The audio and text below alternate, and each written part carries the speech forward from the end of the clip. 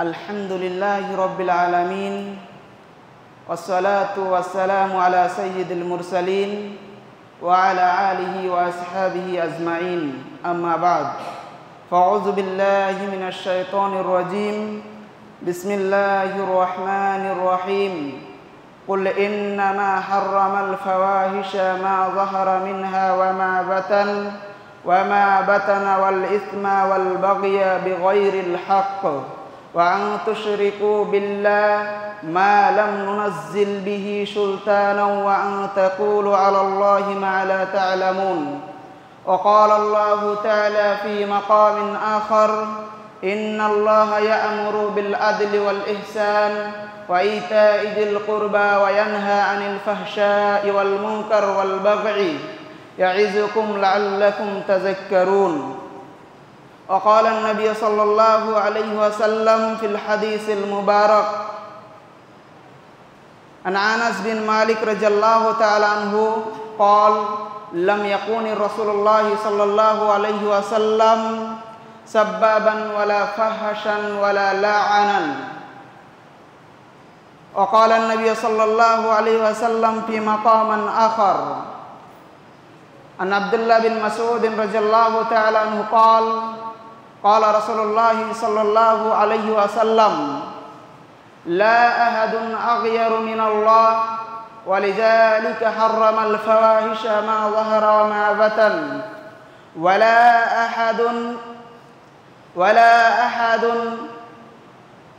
أحد أحب إليه المدح من الله ولذلك مدح بنفسه. সর্বাগ্রে সে মহান আল্লাহ তাআলার প্রশংসা কৃতজ্ঞতা, যিনি আমাদেরকে পৃথিবীর শত সহস্র কর্ম হতে বিরত রেখে সাপ্তাহিক পবিত্র জুমায় তিনার সন্তুষ্টি অর্জনের লক্ষ্যে পবিত্র জুমায় সলাতের উদ্দেশ্যে একত্রিত হওয়ার তৌফিক দান করেছেন। তিনার প্রশংসা জ্ঞাপনার্থে সকলে বলি আলহামদুলিল্লাহ। তিনার পরে পরে সারা বিশ্বের মহামানব জানাবে মুহাম্মদ রাসূলুল্লাহ সাল্লাল্লাহু আলাইহি ওয়াসাল্লাম, তিনার প্রতি শত সহস্র দুরূদ ও সালাম অবতীর্ণ হোক। আল্লাহুম্মা সাল্লি আলাইহি আল্লাহুম্মা বারিক আলাইহি। শ্রদ্ধেয় উপস্থিতি, আজকে পবিত্র জুমায় যে বিষয় নিয়ে বক্তব্য রাখব বলে আশা রেখেছি, সে বিষয়টির নাম হলো অশ্লীলতার পথ ও তার প্রতিকার ও আমাদের করণীয়।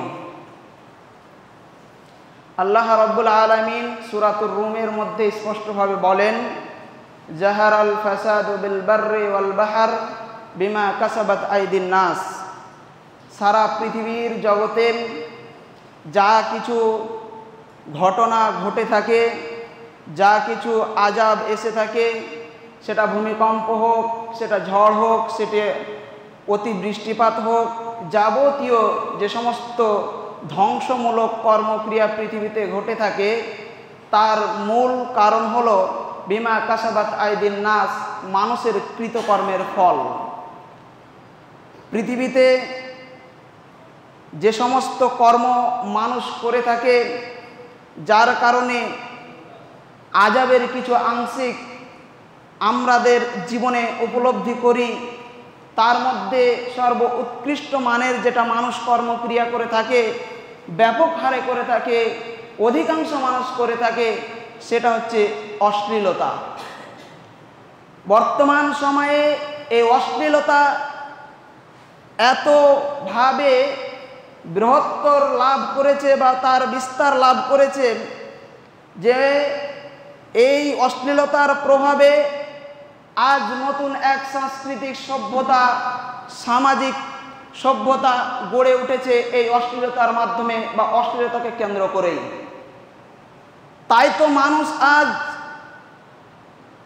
যে অশ্লীল কর্ম বা যে অশ্লীল কথাবার্তা অশ্লীলতার মধ্যে পড়ে, সেগুলো অনবরত মানুষ করেই চলেছে, কিন্তু আমরা কখনো সেটাকে মনে করিনি যে এটা অশ্লীল, সেটা কোরআন হাদিসের বিরুদ্ধে যাচ্ছে, সেটা রসুলের পদ্ধতির বিরুদ্ধে যাচ্ছে, এটা আমরা কখনো অনুধাবন করতে পারিনি।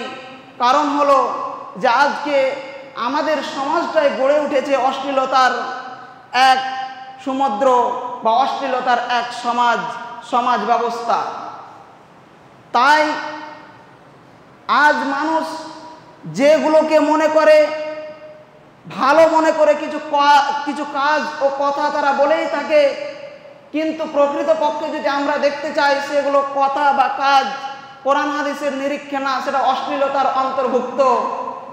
কিন্তু তারপরেও মানুষ সেটা অশ্লীলতা মনে করে না, মানুষ সেটাকে খারাপ মনে করে না। তার অন্যতম কারণ হচ্ছে কোরআন হাদিস থেকে দূরে সরে থাকা। কোরআন হাদিস না জেনে না বুঝে শুধু মুসলিম নামে নিজের জীবনকে অতিবাহিত করা মুসলিম সমাজে বসবাসকারী মানুষ। আমাদের প্রথম কর্তব্য বা করণীয় হচ্ছে, যদি আমরা এই অশ্লীলতাকে রোধ করতে চাই, অশ্লীলতাকে আমরা যদি প্রতিকার করতে চাই, তাহলে আমাদেরকে কোরআন হাদিসের আলোকে আলোকিত হতে হবে। কোরআন হাদিস সম্পর্কে আমাদেরকে জানতে হবে এবং সেই আলোয় আলোকিত করে আমরা সেই জিনিসগুলোকে চিহ্নিত করতে হবে যে কোন কর্মক্রিয়া আমাদের জীবনে ঘটছে যেগুলো কোরআন হাদিসের বিরুদ্ধে যাচ্ছে। যদি আমরা এটা করতে পারি তাহলে অশ্লীলতার রোধ করার একটি বৃহৎ কর্ম আমরা করে থাকতে পারব। শুধু তাই নয়, আজকে আমরা যে অশ্লীলতা করেই চলেছি তার অন্যতম আরও একটি কারণ হতে পারে যে আমরা অশ্লীলতা সম্পর্কে আমাদের কোনো জ্ঞান নেই। অশ্লীলতা কোন জিনিসকে আমরা মনে করে থাকি বা কোন জিনিসটা আমরা বলছি বা করছি সেটা যে অশ্লীলতার অন্তর্ভুক্ত সেটা আমরা জানি না। তাই আমরা একটু জানি যে অশ্লীলতা বলতে আসলে কি বোঝায়। মুহাদ্দিসগণ এর একাধিক ব্যাখ্যা উল্লেখ করেছেন। তার মধ্যে একটি হলো, তিনারা বলেছেন, মা ইয়াশুদ্দু কুবহুহু মিনাজ যুনুবি ওয়াল মাআসি কাওলান ওয়া ফি'লান, এমন কিছু কর্ম ও ক্রিয়া, এমন কিছু কথা ও কর্ম যেগুলোর গুনাহ বৃহত্তর আকার ধারণ করে, সেগুলোই হচ্ছে অশ্লীল, সেগুলোই হচ্ছে ফাহাশা, সেগুলো হচ্ছে ফুহুশ। তাহলে আমরা এই সংজ্ঞায় একটু জানতে পারলাম যে যেগুলোকে আমরা সাধারণভাবে ব্যবহার করে থাকি, যে কথাগুলোকে বা যে কর্মগুলোকে সাধারণ মনে করে থাকি, সেগুলোর গুনাহ সম্পর্কে আমাদের অবগত না থাকায় সেগুলোর গুনাহ যে একটা বৃহত্তর আকার ধারণ করতে পারে, সেই কথা বা সেই কর্মের কারণে যে মহা গুনার মধ্যে নিমজ্জিত হতে পারি, সেই কথা ও কর্মই হচ্ছে ফুহশাত, সেই কথা ও কর্মই হচ্ছে অশ্লীল। আবার অনেকে বলেছেন যে মা ইয়ানফারু আনহু তাবউস সালিম, অর্থাৎ অশ্লীলতা তাকেই বলা হয় যে কথা ও কর্ম আমাদের স্বাভাবিক মস্তিষ্ক, স্বাভাবিক বিবেক সাধারণভাবে গ্রহণ করতে চায় না, সেটাকে ভালোভাবে গ্রহণ করে না। সমাজের মানুষ বা আমরা নিজেরাও এমন কিছু কাজ করে থাকি যেগুলোকে আমরা সঠিকভাবে গ্রহণ করি না, সেগুলোকে আমরা ভালো চোখে দেখি না। কেউ যদি করেও ফেলে সেটাকে আমরা ঘৃণার চোখে দেখি, সেটাকে আমরা খারাপের নজরে দেখি। সেই সমস্ত কথা ও কর্মকেই মুহাদ্দিসগণ বলেছেন সেগুলো হচ্ছে ফুহুশ, সেগুলো হচ্ছে অশ্লীলতা। শুধু তাই নয়, এই অশ্লীলতা কোনো একটি ছোট্ট শব্দের মধ্যে নিমজ্জিত না বা সীমাবদ্ধতা না, যে আমি কয়েকটি কথা বলে দিলাম আর সেখানে অশ্লীলতার স্পষ্টভাবে আমাদের কাছে ফুটে উঠলো বা আমরা বুঝতে পারলাম। অশ্লীলতা একটি বৃহত্তর আকার ধারণ করে রয়েছে। এর ব্যাখ্যা বিস্তৃত অনেক, যা সংক্ষিপ্ত সময়ের মধ্যে বলা সম্ভব নয়। আমাদের সমাজে একাধিক স্তরে, সর্বস্তরে এই অশ্লীলতার কর্মক্রিয়া, আমরা অশ্লীলতার সাথে জড়িত আছি। আমরা অশ্লীল কাজ ও কথা ও কর্ম অনবরত করেই চলেছি। আল্লাহ রাব্বুল আলামিন এই অশ্লীলতা সম্পর্কে একাধিক আয়াতে তিনার বান্দাদেরকে, তিনার রসুলকে সাবধানতা করেছেন। শুধু তাই নয়, আল্লাহর রসুল তিনার উম্মাহদেরকে একাধিক হাদিসের মাধ্যমে এই জিনিস থেকে পবিত্র হয়ে থাকার কথা বলেছেন, পরিত্রাণ হওয়ার কথা বলেছেন। আল্লাহ রাব্বুল আলামিন কোরআনে সূরাতুল আরাফের মধ্যে তিনি বলেন, কুল ইন্নামা হাররামাল ফাওয়াহিশা মা যাহারা মিনহা ওয়া বাতান ওয়াল ইসমা ওয়াল বাগিয়া বিগাইরিল হাক্কি ওয়া আন তুশরিকু বিল্লাহ মা লাম নুনাজ্জিল বিহি সুলতানাও ওয়া আন তাকুলু আলাল্লাহি মা লা তা'লামুন। আল্লাহ তাআলা এই আয়াতের মধ্যে বলেন, হে নবী আপনি বলে দিন আল্লাহ তাআলা অর্থাৎ আমাদের রব অর্থাৎ রব্বুল আলামিন আমাদের জন্য হারাম করেছেন, আমাদের জন্য নিষেধ করেছেন ফাওয়াহিশা মা যাহারা মিনহা ওয়া মা বাতান, সমস্ত প্রকাশ্য ও অপ্রকাশ্য অশ্লীলতাকে, সমস্ত ছোট ও বড় অশ্লীলতাকে আল্লাহ তাআলা আমাদের জন্য হারাম করেছেন। শুধু তাই নয়, ওয়াল ইসমা ওয়াল বাগিয়া, সমস্ত রকমের গুনাহ কর্মক্রিয়াকে আমাদের জন্য হারাম করেছেন এবং সমস্ত সীমা লঙ্ঘনকারীকে আল্লাহ তাআলা হারাম করেছেন। যেগুলো আল্লাহর বিধানের ঊর্ধ্বে চলে যাওয়া সে সমস্ত জিনিসকে আল্লাহ তাআলা আমাদের জন্য হারাম করেছেন। শুধু তাই নয়, ওয়া আন তুশরিকু বিল্লাহ মা লাম নুনাজ্জিল বিহি সুলতানা, আল্লাহ তাআলা এটাও হারাম করেছেন যে আমরা আল্লাহর সাথে অন্য কাউকে শরীক করে দিই, আল্লাহর সাথে কাউকে তুলনা করি। আর সে সমস্ত কর্ম আল্লাহ তাআলা আমাদের জন্য হারাম করেছেন যেগুলো আল্লাহ তাআলা কোনো নাজিলকৃত আয়াত দ্বারাই প্রমাণিত নয়। আমাদের সমাজে এরকম বহুবিধি কর্ম ও কথা রয়েছে যেগুলো আল্লাহ তাআলার কোরআন এবং রাসূলের হাদিস দ্বারা প্রমাণিত নয়। সমস্ত কাজই হচ্ছে ফুহশাত, সমস্ত কাজই হচ্ছে গুনার অন্তর্ভুক্ত এবং আল্লাহ তাআলা এটাও হারাম করে দিয়েছেন যে ওয়া আন তাকুলু আলাল্লাহি মা লা তা'লামুন, আল্লাহ তাআলার সম্পর্কে এমন কিছু কথা বলা যে সম্পর্কে আমাদের কোনো জ্ঞান নেই, অর্থাৎ কোরআন হাদিসের আমাদের জ্ঞান নেই, অথচ আমরা এমনভাবে সেটা মানুষের সামনে উপস্থাপনা করি যেন আল্লাহ তাআলার কোরআন ও হাদিস থেকে প্রমাণিত, অথচ তার কোনো কোরআন ও সুন্নাহ থেকে কোনো প্রমাণ নেই। আমাদের সমাজে অনেক মানুষ এরকম কর্মের সাথে লিপ্ত, এমন কিছু মানুষের কথা ও কর্ম এমনভাবে তারা প্রকাশ করে থাকে যেগুলো আল্লাহ তাআলার কোরআন ও হাদিস থেকে প্রমাণিত নয়। তাহলে আল্লাহ তাআলা আমাদেরকে এই আয়াতের মধ্যে একাধিক ফুহশাতের কর্মক্রিয়ার কথা উল্লেখ করলেন। ফুহশাত আমরা যে অশ্লীলতা আমরা অনেকভাবে করে থাকি, সেটাকে প্রকাশ্য করি, সেটাকে অপ্রকাশ্য করে থাকি।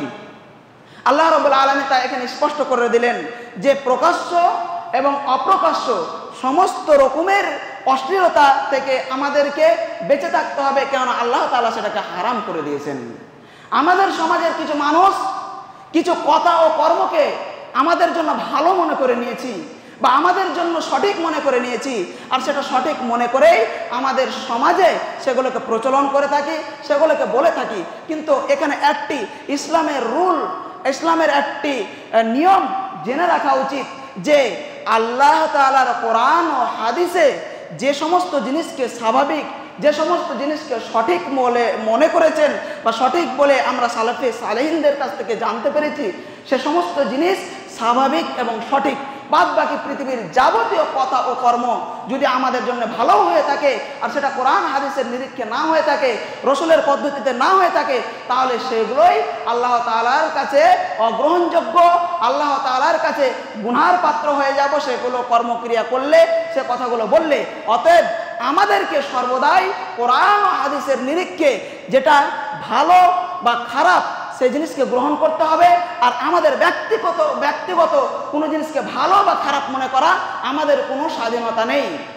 পরের আয়াতে আল্লাহ তাআলা একইভাবে বর্ণনা করেছেন, ইন্নাল্লাহা ইয়া'মুরু বিল আদলি ওয়াল ইহসান ওয়া ইতাইযিল কুরবা ওয়া ইয়ানহা আনিল ফাহশাই ওয়াল মুনকার ওয়াল বাগই ইয়া'iযুকুম লাআল্লাকুম তাযাক্কারুন।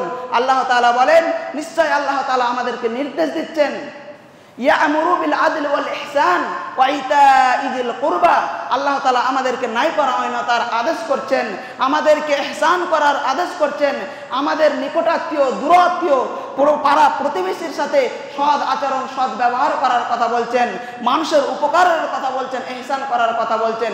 তারপরে বারণ করছে কি, ওয়া ইয়ানহা আনিল ফাহশাই ওয়াল মুনকার, আল্লাহ তাআলা আমাদেরকে অশ্লীলতা থেকে বারণ করছেন। অশ্লীল কর্ম বা কথা ও কর্মকে প্রকাশ্য এবং অপ্রকাশ্য যাবতীয় অশ্লীলতা আমাদেরকে বারণ করছেন যাতে করে আমরা সেইগুলো জিনিস না করি, এবং মুনকার এবং ইসলামের বহির্ভূত কর্মক্রিয়া যাতে আমরা না করি, তার জন্য আল্লাহ তাআলা এই আয়াতের মধ্যে স্পষ্ট করলেন। শুধু তাই নয়, আল্লাহ তাআলা এই আয়াতের মধ্যে পরের অংশে বলছেন যে এটা তোমাদের জন্য নাসিহাত আল্লাহ তাআলা এই জন্য করছেন যাতে করে তোমরা সেটাকে গ্রহণ করে তোমরা সঠিক পথে আসতে পারো, সঠিক দিশা তোমরা যেন দেখতে পারো। আল্লাহ তাআলা এই আয়াতের মধ্যে স্পষ্ট করে দিলেন যে আমাদেরকে অশ্লীলতা, যাবতীয় অশ্লীল কর্মক্রিয়া এবং ইসলামের বহির্ভূত যাবতীয় কর্মক্রিয়া থেকে আমাদেরকে বাঁচতে হবে। কেন সমস্ত ইসলামের বহির্ভূত কর্মক্রিয়াই হচ্ছে অশ্লীল, সেগুলো কর্মক্রিয়াই হচ্ছে পাপের ভাগীদারি, সেগুলো কর্মক্রিয়াই হচ্ছে আল্লাহ তাআলার কোরআন ও হাদিসের বিদ্যাচারণকারী। আর সেগুলো কর্মক্রিয়া যদি আমাদের জীবনে হয়ে থাকে তাহলে আমরা কাল কিয়ামতের মাঠে জাহান্নামে যেতে পারি।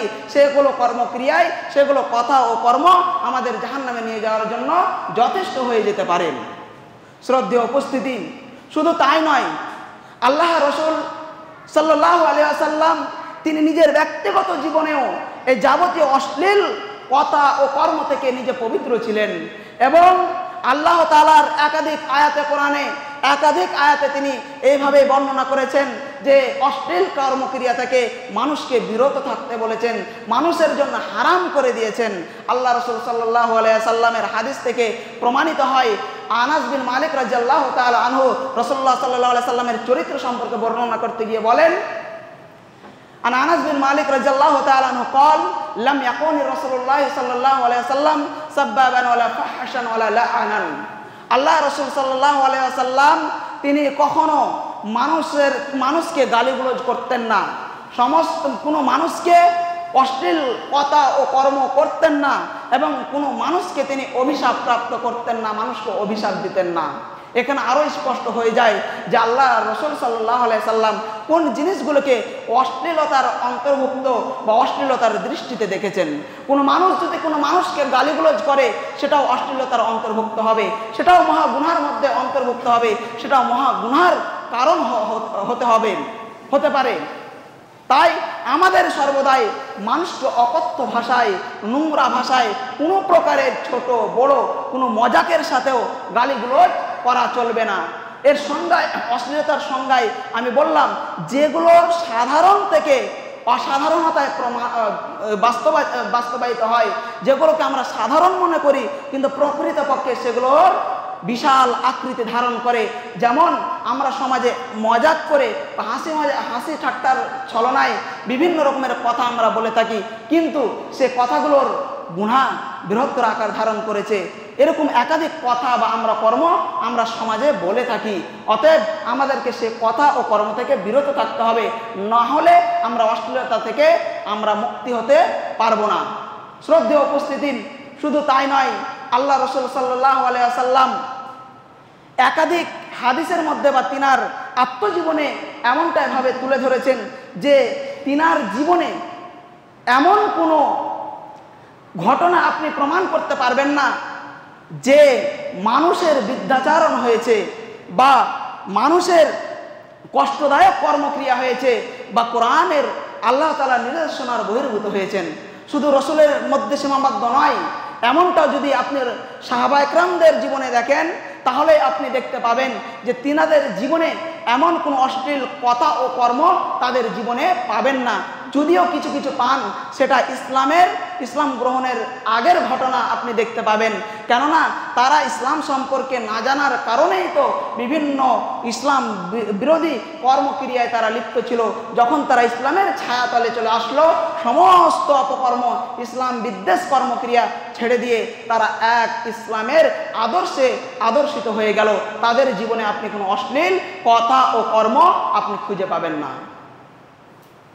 তাই আমাদেরকেও তিনার উম্মত হিসাবে আমরা যে নিজেরা দাবি করি যে আমরা শেষ নবীর উম্মত, বা আমরা নিজেরা বলে থাকি আমাদের শেষ রসুল আমাদের মুহাম্মদ সাল্লাল্লাহু আলাইহি ওয়াসাল্লাম, এটা একটি ঈমানের বৃহত্তর অংশ। যদি কেউ এটাকে অস্বীকার করে তাহলে সে মুসলিম থাকতে পারে না। কেন আল্লাহ তাআলার পরে পরে যে জিনিসকে সাক্ষ্য প্রদান করতে হবে, যে জিনিসের প্রতি ঈমান নিয়ে আসতে হবে, সেটা হচ্ছে রসুলের প্রতি, মুহাম্মদ সাল্লাল্লাহু আলাইহি সাল্লামের প্রতি, এবং যে সমস্ত নবী ও রসুলগণ এসেছেন তাদের প্রতি। ঈমান আনা মানে এমনটা নয় যে আমরা মুখে উচ্চারণ করে দিলাম, আমরা অন্তরে বিশ্বাস করে দিলাম, এমনটা কিন্তু নয়। বরং তাদের প্রত্যেকটা কর্ম, তাদের প্রত্যেকটা কথা ও কর্মকে আমাদের জীবনে পুঙ্খানুপুঙ্খে রূপে বাস্তবায়িত করা। যদি আমরা এমনটা করতে পারি তাহলেই আমরা প্রকৃতপক্ষে রসুলের প্রতি ঈমান এনেছি, তাহলেই আমরা প্রকৃতপক্ষে রসুলের উম্মত হিসাবে আমরা প্রমাণিত বা বিবেচিত হতে পারি। নচেত আমরা কিন্তু সঠিকভাবে রসুলের উম্মত হিসাবে বিবেচিত হতে পারবো না যদি আমরা রসুলের প্রত্যেকটি আদর্শকে, রসুলের প্রত্যেকটি কর্মকে আমাদের জীবনে বাস্তবায়িত না করি। তাহলে অশ্লীলতা আল্লাহ রসুল সাল্লাল্লাহু আলাইহি সাল্লামের জীবনে আমরা কখনোই কোরআন হাদিস থেকে পাই না। অতএব আমাদের মুমিন হিসাবে আমাদের নৈতিক দায়িত্ব বা কর্তব্য যে যাবতীয় অশ্লীলতা থেকে আমাদেরকে বাঁচতেই হবে। যদি আমরা ঈমান দাবি করে থাকি, যদি আমরা শেষ নবীর উম্মত হিসাবে নিজেদেরকে প্রমাণ করতে চাই। শ্রদ্ধেয় উপস্থিতি, সমাজে প্রত্যেকটা স্তরে আজকে অশ্লীলতা জড়িয়ে আছে। এই অশ্লীলতা থেকে আমরা কোনোভাবেই মুক্তি হতে পারি না। আমরা কেউ যদি অশ্লীলতা নাও চাই তাহলেও আমাদের চোখের সামনে সেগুলো চলে আসে। আমরা মোবাইলে বিভিন্ন রকমের যে সোশ্যাল মিডিয়া, যে সোশ্যাল ওয়েবসাইটগুলো রয়েছে, সে সমস্ত জিনিসগুলো আমরা ব্যবহার করলেই আমাদের কাছে, আমরা না চাইলেও সে সমস্ত অশ্লীল জিনিসগুলো আমাদের চোখে চলে আসে। আমরা কেউ চাই না, যদিও তারপরেও আমাদেরকে সেই অশ্লীলতার ছবি, অশ্লীলতার কথা, অশ্লীলতার বিভিন্ন পুস্তক পুস্তিকা বা বিভিন্ন রকমের যে পৃথিবীতে ছড়িয়ে রয়েছে যে সমস্ত জিনিস, সে সমস্ত জিনিসগুলো আমাদেরকে দেখতে হয়, শুনতে হয় বা করতেও হয়, বলতেও হয়। তাহলে আমরা এ থেকে মুক্তি কি করে পেতে পারি? আল্লাহ তাআলা কোরআনের মধ্যে মূল অশ্লীলতার কিছু পথ উল্লেখ করে দিয়েছেন। যেই জিনিসগুলোর যেই দরজা খুলে থাকার কারণে আজকে আমাদের সমাজে অশ্লীলতা বৃহৎ আকার ধারণ করেছে, যার কারণে আমাদের সমাজের প্রত্যেকটা ইয়ং জেনারেশন থেকে শুরু করে ভবিষ্যৎ জেনারেশন পর্যন্ত এই অশ্লীলতা থেকে পার পেতে পারে না, মুক্তি হতে পারে না। আল্লাহ তাআলা কোরআনের মধ্যে সেই কয়েকটি পথ আমাদের উল্লেখ করে দিয়েছেন, নির্দেশনা দিয়েছেন। তার মধ্যে প্রথম হচ্ছে, সেটা হচ্ছে জিনা। আল্লাহ তাআলা বলেন, লা তাকরাবুজ জিনা ইন্নাহু কানা ফাহিশাতাও ওয়া সাআ সাবিলা। আল্লাহ তাআলা বলেন, তোমরা জিনা করো না, জিনার নিকটবর্তীও হয় না, কেননা এটা হচ্ছে একটি সবথেকে বড় পর্যায়ের ফহশাত, এটা হচ্ছে সবথেকে বড় পর্যায়ের এটি অশ্লীলতা, আর সবথেকে নিকৃষ্টতম একটি পথ বা পদ্ধতি, যেটা তোমাদেরকে জাহান্নামের দিকে নিয়ে যাবে। আল্লাহ তাআলা এখানে জিনাকে কেন উল্লেখ করলেন? যার মাধ্যমে আমরা যে অশ্লীলতা করে থাকি সমাজে, তার নির্দেশনা বা যার চিহ্নিত করলেন পথকে, সেটা জিনাকে কেন করলেন? অবৈধ সম্পর্ক কেন করলেন? কেননা আজকে যদি আমরা পৃথিবীতে 100%-এর মধ্যে 99% যদি আমরা সমীক্ষা করি, যে সমস্ত অশ্লীল কর্ম বা অশ্লীল কথাবার্তা সমাজে প্রচলন হচ্ছে, তার যে মূল বীজ সেটা হচ্ছে জেনা থেকে তার উৎপত্তি হয়েছে। কোনো মানুষ যে আজকে উলঙ্গ অবস্থায় পৃথিবীতে চলায়ন করে, কোনো মানুষ যে অশ্লীল কথাবার্তা বলে, বা কোনো মানুষ যে তাদের নিজের মনস্কামনা বিপরীত লিঙ্গের দিকে আকর্ষণ করে, তার প্রথম স্তর হচ্ছে জেনা। কেননা জেনা যদি কেউ রোধ করতে পারে, জেনার পথগুলোকে যদি সে বন্ধ করতে পারে, তাহলে পৃথিবীতে 99% অশ্লীলতা আমরা রোধ করতে পারবো। তাই তো আল্লাহ তাআলা এখানে জেনার পথকে নির্দেশনা দিলেন যে তোমরা জেনা থেকে তোমরা মুক্তি হও, তাহলেই তোমরা সেই পৃথিবীতে যে যাবতীয় অশ্লীল কর্মক্রিয়া তোমরা করে থাকো বা ঘটে থাকে, সেগুলো থেকে আমরা সহজেই মুক্তি পেতে পারি। দ্বিতীয় নম্বর যেটা আল্লাহ তাআলা চিহ্নিত করেছেন, যে যেগুলোর কারণে আজকে পৃথিবীতে এত অশ্লীলতা বিস্তার লাভ করেছে, সেটা হচ্ছে সমকামিতা। আমরা লূত আলাইহিস সালামের কওমদের ঘটনা আমরা সকলে জানি, যে তাদের ধ্বংস হওয়ার পিছনে যে মূল রিজন ছিল, যে মূল কারণ ছিল, সেটা হচ্ছে সমকামিতা। তারা সমলিঙ্গের দিকে তারা একে অপরে আকৃষ্ট হতো। তারা তাদের বিপরীত লিঙ্গের প্রতি অতটা গুরুত্ব দিত না। আজকেও বর্তমান সমাজে যদি আমরা বিভিন্ন পত্রিকা, বিভিন্ন সোশ্যাল মিডিয়ার দিকে লক্ষ্য করি, তাহলে আমরা এরকম খবর বা এমন কিছু দৃশ্য আমরা দেখতে পাই যেগুলো সমকামিতার মধ্যে নিমজ্জিত। অনেক মানুষ বা অনেক নর ও নারী তারা সমকামিতার মধ্যে নিমজ্জিত। আমরা এই সমকামিতার মাধ্যমেও আজকে সমাজে অশ্লীলতা বৃহত্তর আকার ধারণ করেছে। আজকে আমাদের সমাজেও অনেক মানুষ সমকামিতার সাথে লিপ্ত। আজকে আমাদের সমাজ এই এমন একটি বড় অশ্লীলতার মতো বড় ব্যাধিতে নিমজ্জিত হয়েছে, তার অন্যতম একটি কারণ হচ্ছে সমকামিতা। আমাদের সমাজে সেই জিনিসকে চিহ্নিত করে আমাদের ব্যবস্থা গ্রহণ করতে হবে সেগুলো দূরীভূত করার জন্যে। আল্লাহ তাআলা দুটি এই জায়গাতে চিহ্নিত করেছেন যেগুলোর কারণে পৃথিবীতে অশ্লীলতার আকার দিনের পর দিন বিস্তার লাভ করেই চলেছেন। যদি আমরা সঠিক বিবেক ও মস্তিষ্ক দ্বারা যদি অনুধাবন করি, তাহলে আমরা স্পষ্ট হয়ে যাব যে হ্যাঁ, আল্লাহ তাআলা যে দুটি চিহ্নিত করেছেন, যে দুটি পথ, সে দুটি পথই হচ্ছে আসল। সে দুটি পথকে যদি আমরা বন্ধ করতে পারি, তাহলে যাবতীয় অশ্লীলতা থেকে আমাদের সমাজকে পবিত্র করতে পারবো বা আমাদের সমাজকে মুক্ত করতে পারবো। আমাদের এই অশ্লীলতা থেকে বাঁচতে হবে। আমরা কি করে বাঁচতে পারি? আমরা তো সেই অভ্যন্তরিক বিষয়গুলো আমাদের কাছে স্পষ্ট না, বা আমরা তো জানতে পারি না কোন মানুষ সেই কর্মের সাথে লিপ্ত। আমরা তো সেই মানুষকে চিহ্নিত করতে পারি না যে তার বিরুদ্ধে আমরা কিছু ব্যবস্থা গ্রহণ করব। আল্লাহ তাআলা এবং জনাবে মুহাম্মদ রাসূলুল্লাহ সাল্লাল্লাহু আলাইহি সাল্লাম আমাদেরকে কিছু পথ ও পদ্ধতি বলে দিয়েছেন, যার দ্বারাতে আমরা অশ্লীলতা থেকে মুক্তি হতে পারি বা এই অশ্লীলতাকে আমরা রোধ করতে পারি। তার মধ্যে সেই অশ্লীলতাকে প্রতিকার করার সবথেকে অন্যতম একটি পথ বা অন্যতম একটি মাধ্যম হচ্ছে সালাত আদায় করা। আল্লাহ তাআলা কোরআনের মধ্যে বলছেন, ইন্নাস সালাতা তানহা আনিল ফাহশাই ওয়াল মুনকার। আল্লাহ তাআলা বলেন, নিশ্চয় সালাত মানুষকে অশ্লীল এবং অপকর্ম থেকে বাঁচিয়ে রাখে, পবিত্র করে রাখে। কোনো মানুষ যদি আল্লাহ তাআলার খুশি করার জন্যে এবং আল্লাহ তাআলাকে সন্তুষ্টি করার জন্যে নিজের ঈমানের সাথে সালাত আদায় করে রসুলের পদ্ধতিতে, তাহলে ইনশাআল্লাহুল আজিজ তার দ্বারাই অশ্লীল অপকর্ম হওয়াটা স্বাভাবিক হবে না।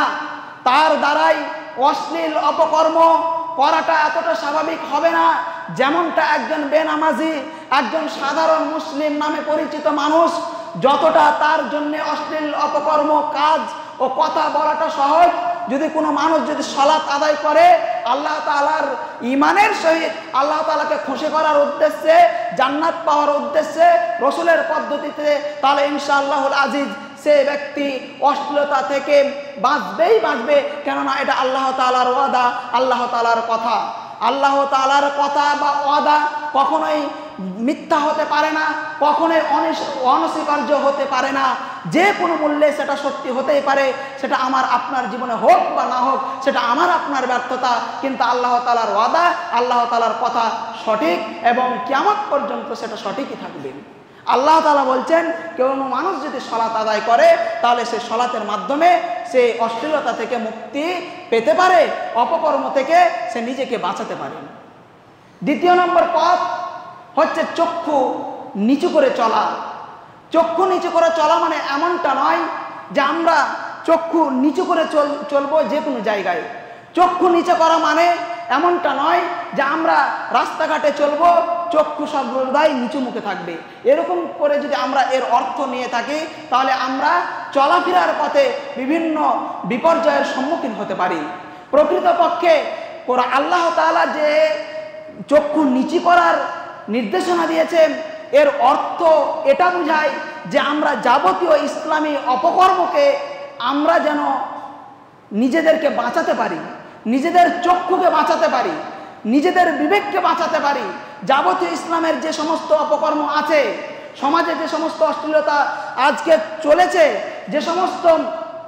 যে সমস্ত কাজ বা কথা আমরা সমাজে শুনতে পাই বা বলে থাকি বা করে থাকি, সে সমস্ত ইসলামিক বহির্ভূত কাজকে আমাদের জীবন থেকে পবিত্র করা, আমাদের জীবন থেকে সরিয়ে রাখাই হচ্ছে চক্ষু নিচু করে চলা, অর্থাৎ শরিয়াত অনুপাতে জীবন গঠন করা, শরিয়াত বহির্ভূত যাবতীয় কর্মের ক্রিয়ার প্রতি নিজেদের ধ্যান ধারণা না দেওয়া, তার প্রতি নিজেদেরকে সেই বিষয় নিয়ে চিন্তা ভাবনা না করা। আল্লাহ তাআলা এখানে স্পষ্ট করে বলছেন, কুল্লিল মুমিনিনা ইয়াগযুজনা মিন আবসারিহিন্না ওয়া ইয়াহফাজুনা ফুরুজাহুন্না যালিকা আযকা লাহুম ইন্নাল্লাহা খাবীরুম বিমা ইয়াসনাউন। আল্লাহ তাআলা এই জায়গাতে বললেন যে হে নবী, আপনি বলে দিন প্রত্যেক মুমিনদেরকে যে তারা যাতে চক্ষু নিচু করে চলে, অর্থাৎ ইসলামী বহির্ভূত কর্মক্রিয়া থেকে নিজেদেরকে পবিত্র রাখে, নিজেদেরকে সংযত রাখে, আর তাদের লজ্জাস্থানকে হেফাজত করে। এই অশ্লীলতাকে প্রতিকারের আরও একটি পদ্ধতি হচ্ছে, সেটা হচ্ছে লজ্জাস্থানকে হেফাজত করা। আজকে সমাজে অশ্লীলতার বৃহত্তর আকার ধারণ করার অন্যতম কারণ হচ্ছে আজকে আমরা লজ্জাস্থানকে সঠিক জায়গায় ব্যবহার না করে অপর কোনো জায়গায় অশ্লীল পথে বা ইসলামিক বহির্ভূত পথে আমরা ব্যবহার করে থাকি, যার কারণে আজকে আমাদের সমাজে অশ্লীলতা বৃহত্তর আকার ধারণ করেছে। শুধু তাই নয়, আজকে আমাদের মহিলাদের সম্পর্কে আল্লাহ তাআলা বলেন যে যদি তোমরা সমাজ থেকে বা নিজের পরিবারদেরকে যদি অশ্লীলতা থেকে পরিত্রাণ করতে চাও, তাহলে নারীরা যাতে করে তাদের সৌন্দর্য প্রকাশ না করে, নারীরাও যাতে তাদের চক্ষু নিচু করে চলে। আল্লাহ তাআলা বলেন, ওয়াকুল্লিল মুমিনাতি ইয়াগযুজনা মিন আবসারিহিন্না, আল্লাহ তাআলা বলেন ওয়া ইয়াহফাজনা ফুরুজাহুন্না, অর্থাৎ আল্লাহ তাআলা বলছেন যে প্রত্যেক নর ও নারীরাও জানে যাতে করে তাদের চক্ষু নিচু করে চলে, অর্থাৎ ইসলামিক বহির্ভূত কর্মক্রিয়ার প্রতি তারা যেন না লেলিয়ে পড়ে, তারা যেন নিজেদেরকে সংযত করে রাখে এবং তাদের লজ্জাস্থানকে হেফাজত করে। আজকে সমাজে যে অশ্লীলতার সবথেকে বড় একটি পথ, যার কারণে আজকে যুবক সমাজ ধ্বংস হচ্ছে, তার অন্যতম কারণ হচ্ছে নারীদের কারণে। আল্লাহ রাসূল সাল্লাল্লাহু আলাইহি সাল্লাম নারীদের সম্পর্কে বলতে গিয়ে বলেন, নারীরা এমন একটি ফিতনা, নারীরা এমন একটি বিধ্বংসকারী জাতি, যার কারণে আল্লাহ রাসূল সাল্লাল্লাহু আলাইহি সাল্লাম বললেন, বনী ইসরাঈলদের মধ্যে সব থেকে প্রথম ফিতনার সূচনা ঘটেছিল তা হচ্ছে নারীদের কারণে। আর আল্লাহ রাসূল সাল্লাল্লাহু আলাইহি সাল্লাম এমনটা বলে যে তোমাদের মধ্যে আমি একটি বড় ফিতনা আশা আকাঙ্ক্ষা করছি, সেটা হচ্ছে নারী জাতি।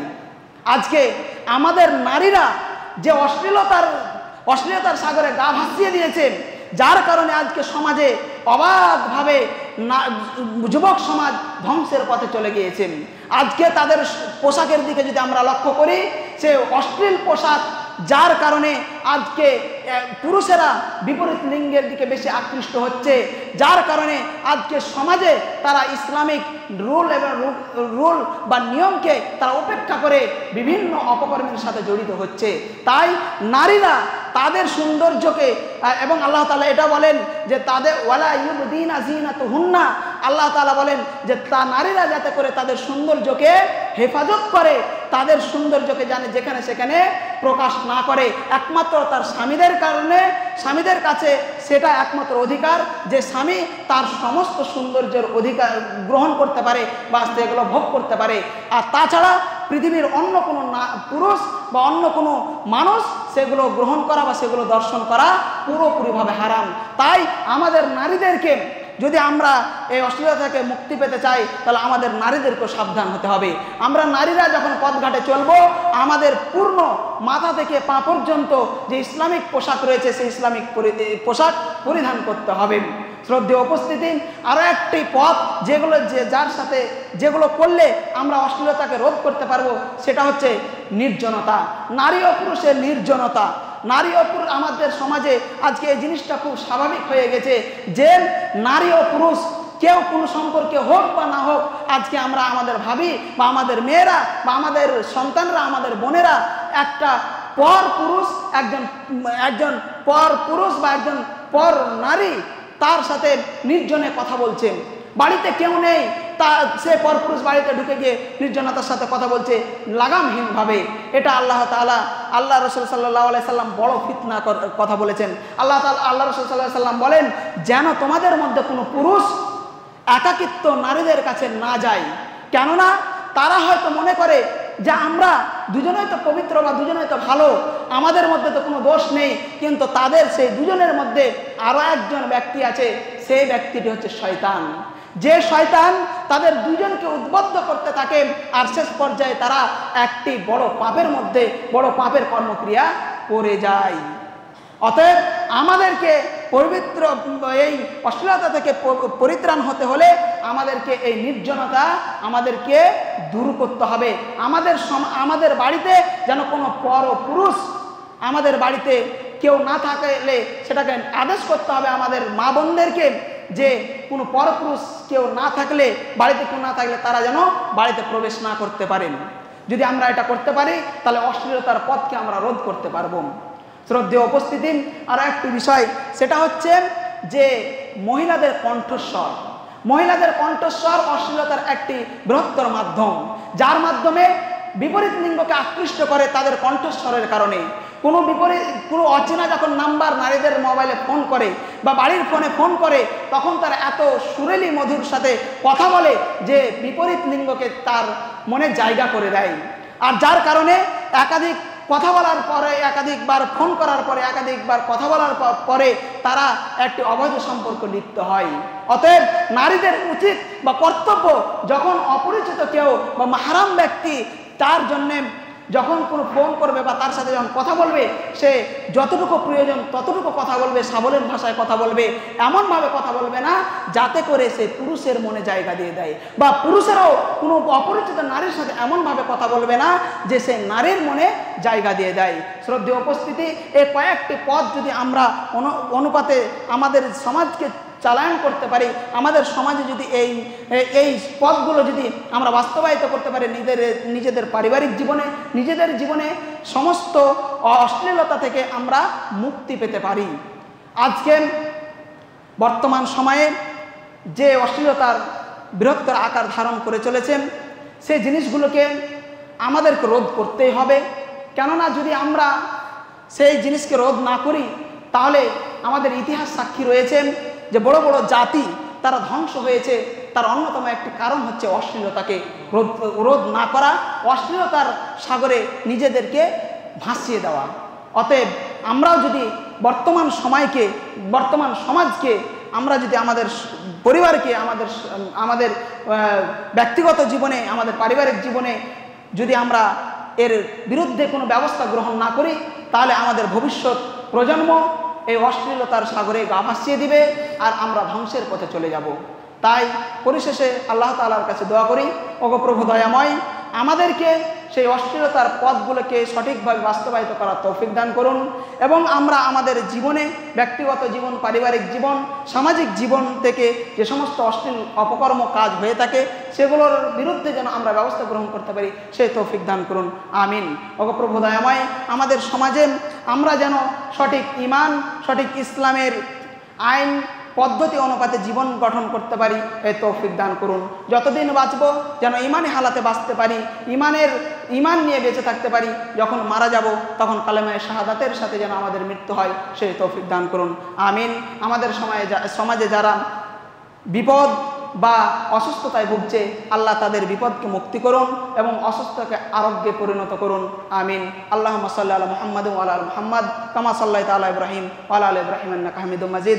আল্লাহুম্মা বারিক আলা মুহাম্মাদ ওয়া আলা আলি মুহাম্মাদ কামা বারাকতা আলা ইব্রাহিম ওয়া আলা আলি ইব্রাহিম ইন্নাকা হামিদুম মাজিদ।